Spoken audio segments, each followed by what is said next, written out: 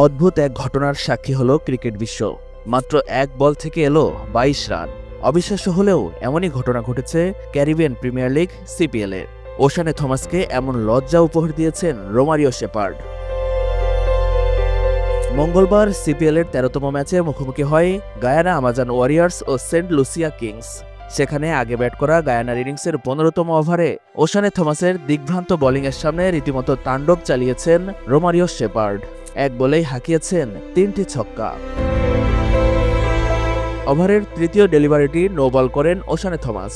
সেই বল থেকে শেপার্ড কোনো রান করতে পারেননি। পরের বলটি করতে গিয়ে ওয়াইড দেন তিনি, ফলে ফ্রি হিট অটুট থাকে। এরপর ফ্রি হিট বল থেকে ৬ মারেন শেপার্ড, তবে সেই বলটিও নো হয়। আবার একটি ফ্রি হিট পান শেপার্ড, সেই বলেও আরও একটি ছক্কা মারেন তিনি, তবে এবারের বলটিও নো হয়। সেই ফ্রি হিটেও ছক্কা হাঁকান শেপার্ড। প্রতিবারই থমাসের পা ক্রিজের বাইরে পড়ায় আম্পায়ার নো বল দিয়েছিলেন, ফলে ৩টি ৬-এর মধ্যে মাত্র একটি বৈধ বল ছিল।